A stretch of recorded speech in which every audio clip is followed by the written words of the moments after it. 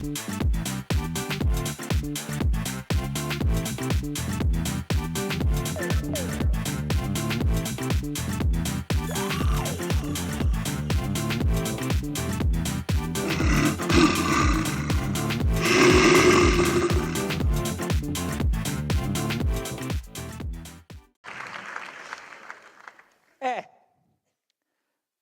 ама носталгија почна да ме пука. Сакав да си се вратам дома, меѓу своите, да ја видам мама, тато. И кога дојдов дома, све беше супер, пред врата дојдов не дома, зашто татко ми не сакаше да ме пушти внатре. Џабе мајка ми му збореше, он не кеше да чуе. Јас сега, за да му докажам на татко ми дека можам да бидам голем маж, без разлика на тоа што го примам од позади, што направив? Се вработив у полиција. Јако баба ми кога бев мал, вака ми викаше: Кире, учиш школу да работиш у канцеларiju. Ако не учиш школу, ќе будеш жандар. Само за жандар не траже школу. И куче од улицу да го однесеш у полицију, вуче ќе стане.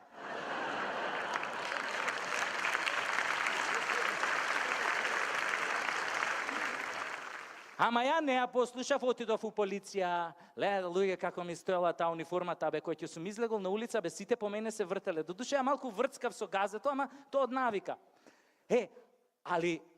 Толку ја сакав униформата, што дури сакав да иставам и розови еполети и копчиња, али не кев да провоцирам од почеток. Ама морам да ви признам, леле пендракот колку сум го сакал. Од раце не сум го испуштал. Дури си го ставав подпирница за време на спиење, она имаш тврдо на подпирница, али ти додека спиеш не знаеш дека е пендрак. И морам да ви признам, само еднаш сум го употребил у року служба. Имаше еден манијак што ги плашеше девојчињата умало, јас сум го бркал и кога сум го фатил, за пола саат со тоа пендракот сум го преваспитал. После плашеше само мушки. И така ја го земав пендракот после употребата и го однесов на хемиско и таа што работи тамо ми вика: вика господине полицај, следниот пат барем после интервенцијата стави или пред интервенцијата ставете му кондом. И добро сега. Арно, овие старшиниве разбраа како сум го преваспитал јас овој манијаков и ме пребација, ме однесоа во Увидна.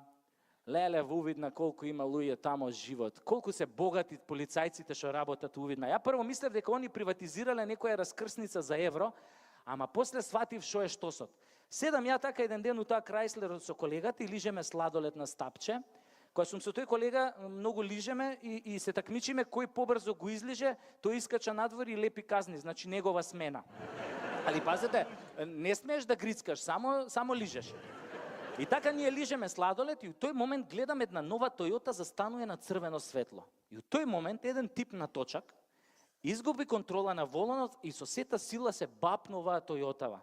Овој колегава срипа, ги извади тоа гаките од испотениот гъс, тргна кон овој несреќа во удесов, ја тргна веднаш по него и како дојдовме до колава, овој возач што беше на Тојотава, еден целиот така бланширан, излезе од Тојотата и почна да му се дере на овој што го удри со точакот. Па гледаш ли каде возиш наркоманиште едно джанкерско? Па нели гледаш колку васпитано си стојам овде на семафор со чичка нова кола и ти се најде да ми ја демолираш шабанарио една селјачка. Па вчера татко ми ја купи да ме почасти за отварањето на мојот нов салон и ти се најде тука да ми ја удираш мастурбанту еден дркаџиски. Па имаш ли ти уопште можност да ме обештетиш бе шупак еден издрндан?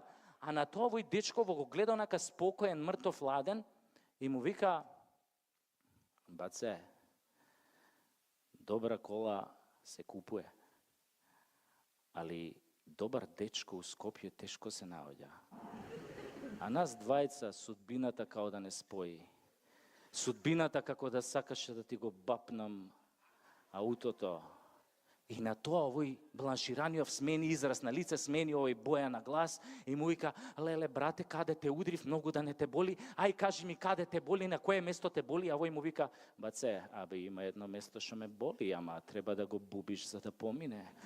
И на тоа се фатија двајцава за рука, си влега у колата, а мене она милина околу срце, затоа што тогаш сватив дека сепак постои љубов на прв поглед. Али овој колегава мој не ја свати таа работа, се изнервира, вика, чекајте бе, застанете, а за увидов кој ќе плати? И тогаш овој бланшираниот извади 500 евра, ги фрли кон нас и стисна на газ. И тогаш ја уствари сватив зашо полицајците во Увидна живеат толку добро и сватив уште една работа, дека не е лошо да си фатиш добар дечко. Арно, ама татко ми исто како и баба ми не се импресионираше нешто што ја сум се вработил у полиција. Ја што направив? Викам, морам да влезам дома, ој не ме пушта дома. И што направив ја? Отидов во армија. У армија е супер, све мужи, тоа сите униформи исто. А и пошто ја многу сакам да работам со мужи униформи, нели, многу брзо напредував и набрзо станав аѓутант на еден наш познат македонски генерал. И мојата прва голема задача беше НАТО самитот во Букурешт. Идеме тамо во Букурешт, тоа генералската сала, влегувам внатре, све генерали околу тебе. И ми доја еден така височок плав со плави брчиња, ми пружа рука и ми се представува и вика Удо Педерсен, down Denmark. Ја викам, леле, Удо, шубаво име имаш. А он онака се разгали на тоа, се подмоча на комплиментот и вика, ние вас ве сакаме во НАТО, вие треба да ни влезите, само прво треба тепате Iraqi people. Викам, ако треба ќе тепаме и марсовци само да ви влеземе. Ја така очиукам со овој Педерсен генералов и у тој момент у муабетов ни упаѓа овој грчкиов генерал Марсимудис, уништувач на забави еден, и му вика на овој генералов, му вика, охи, my friend Pedersen, охи, фирам ноти НАТО, охи, шобе, му викам, охи, да те изгори свињо дебела. И на тоа овој многу се изнервира и почна да вика, охи, фирам и НАТО, Скопјано малака, охи, Америка is not leader today leader is Greece, ние Греко ставис на Скопјано вето, фирам ноти НАТО. Викам, ако вие Греко стурис на Скопјано вето, тогаш да даде Господ, овој ни за гриз да немате.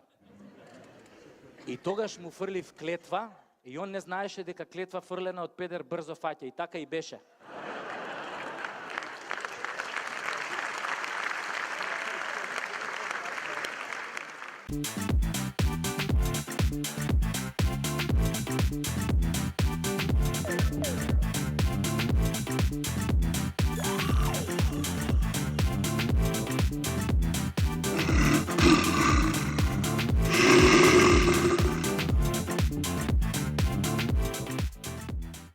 И баба ми не се импресионираше нешто што ја сум се вработил у полиција. Ја што направив? Викам, морам да влезам дома, ој не ме пушта дома. И што направив ја? Отидов во армија.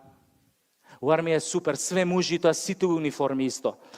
А и пошто ја многу сакам да работам со мужи униформи, нели, многу брзо напредував и набрзо станав аѓутант на еден наш познат македонски генерал. И мојата прва голема задача беше НАТО самитот во Букурешт. Идеме тамо во Букурешт, тоа генералската сала, влегувам внатре, све генерали околу тебе. И ми доја еден така височок плав со плави брчиња, ми пружа рука и ми се представува и вика Удо Педерсен, down Denmark. Ја викам, леле, Удо, шубаво име имаш.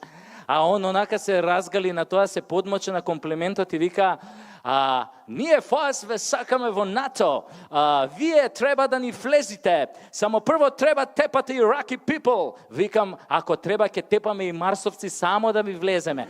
Ја така очиукам со овој Педерсен генералов и у тој момент у муабетов ни упаѓа овој грчкиов генерал Марсимудис, уништувач на забави еден, и му вика на овој генералов, му вика, охи, my friend Pedersen, охи, фирам ноти НАТО, охи, шобе, му викам, охи, да те изгори свињо дебела. И на тоа овој многу се изнервира и почна да вика, охи, фирам и НАТО, Скопјано малака, охи, Америка is not leader today leader is Greece, ние Греко ставис на Скопјано вето, фирам ноти НАТО. Викам, ако вие Греко стурис на Скопјано вето, тогаш да даде Господ, овој ни за гриз да немате.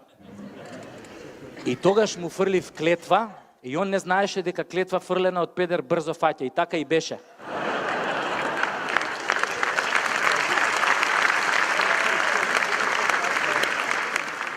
Така и беше. Они нас ни ставија вето и сега ни за гриз немаат. Ама мене многу ме зачуде. Зошто на тој генерал од Марсимудис цело време многу имаше поддршка и добиваше помош од овој францускиот генерал Турими Салама? Мислам, зошто овој го поддржуваше ако се земе во предвид дека францускиот и македонскиот јазик се исти? Еве, например, французите за двор викаат лакур, а ние викаме курмие двормие.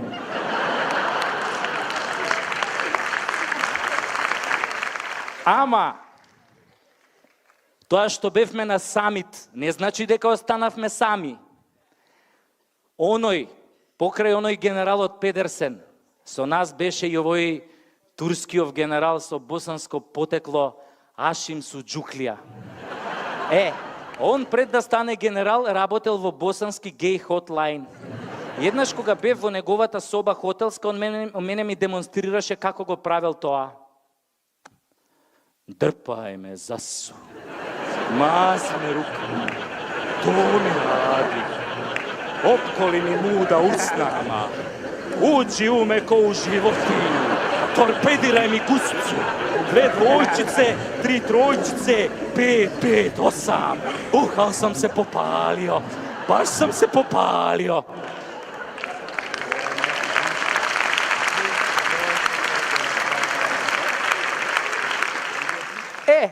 Например, тој генералот со Џуклија, Ашим, беше многу романтичен тип.